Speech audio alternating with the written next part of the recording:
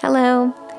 This month I've been thinking a lot about the year that has already gone and what I want the future to look like. I notice that I tend to forget a lot of the good things that happened to me, and that year after year I tend to place more value on and ruminate over the negative things that have happened.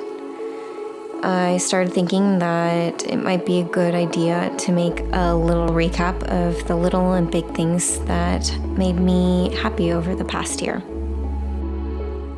My best memory, I would have to say, is from the last day of February. That day, me and my partner woke up early to go to a nearby town to pick up this treasured little animal. The being that has become one of my inseparable friends. The start with Moon wasn't the easiest. Just one day after taking him home, we realized that he was very ill. He wasn't eating, he was super lethargic, and he was vomiting. He spent a week in an animal hospital, and during all that week, we thought he wasn't going to come back. His kidneys were 3 times their normal size, and he had dangerously high levels of potassium in his bloodstream that could cause him to have a heart attack at any moment.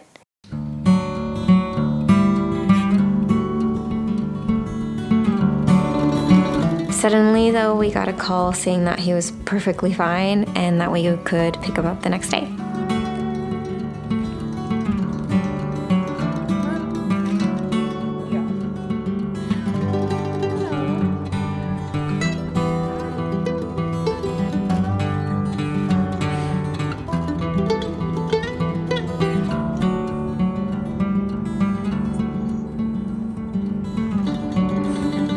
They basically figured out that when they neutered him, his body had a bad reaction to the anesthesia and completely shut off his kidneys. We had a very rocky start, but he has been super healthy since, and he has been a great companion that I can't imagine being without.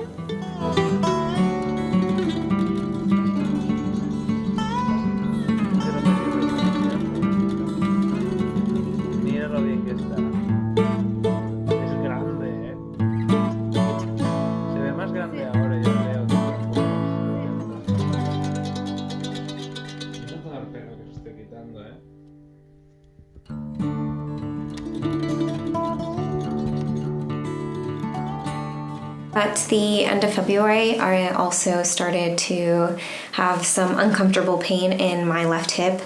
And after going to the doctor and getting an MRI, they found out that my joint had been coming out of place and rubbing along other tissues. And so I had a tear in one of my tissues. It's called the labrum.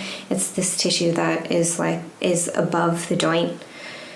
Basically, through this, I found out that I have hyperflexibility in my joints and that they come out of place, and this can damage tissue around the supporting joints.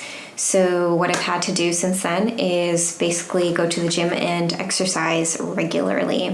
The only way to keep my body safe from more injuries was to strengthen the muscles that hold all my joints in place. It was then when I started to exercise regularly, and it made me feel a lot better physically and mentally too. Nowadays, I try to go to the gym regularly, and let me tell you, the hardest part is to start and then to keep going back. The rest of the spring was nice and nothing remarkable happened. I just worked a lot so I could be able to take some time off in the summer. And finally, in July, I went back to California to visit my family and friends after being gone for 3 years.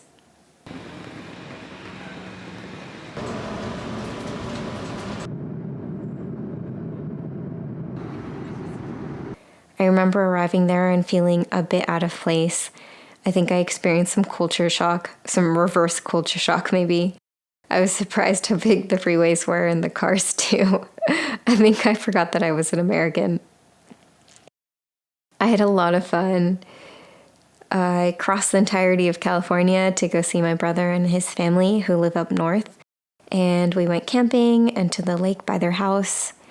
I went back to the desert where I'd grown up around Palm Springs. And then I stayed the rest of the time in San Diego. with more friends and family and went to the beach a lot. So I like blanked in front of the Wait, I like it. It needs to be polished.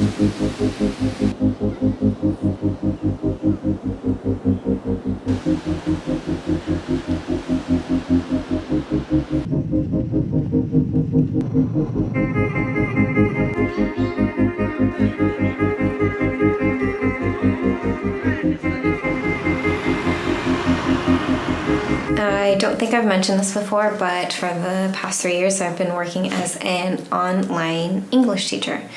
The company I work with, their base is mostly in China. The clients are made up of a lot of Chinese students. And in August of the past year, the Chinese government said they were announcing new regulations, which basically banned my entire industry. When I came back home in August, I worked up until I couldn't anymore, and I tried to save as much money as possible. And this is basically when I started to make YouTube videos. It's been challenging, but since then I've learned a lot, and I hope to continue to learn more about cameras and microphones, computers, software, and all of the rest of the junk that you need to learn about to make videos. I want to lead off this year with good intentions, and I want to keep trying to put my best foot forward and do the same things that I've been doing up until now. I just want to continue to exercise on a regular basis, maybe do a little traveling, continue posting videos in the hopes that this channel grows, and I'd love to be able to speak more and more Catalan. I'd also like to maybe get my driver's license because here they drive stick shift. I do have an American license, but I don't know how to drive a manual car. And I'd also like to continue to work on applying to be a teacher in China. I also want to be able to see my sister some more because she's only going to be in Europe until the end of the summer, and then I won't be able to see her as often. So, this second year of COVID has been challenging in its own ways. During the first year, many of us, myself included, were convinced it would have to eventually end.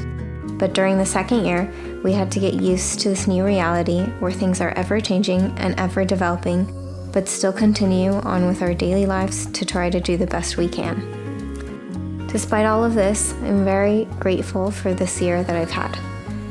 I've been able to continue on, albeit in a modified way, and I've been able to spend it with those I love. If you'd care to share, I'd love to know some of your best memories from last year and what you're looking forward to this year. Take care and see you soon. Bye-bye.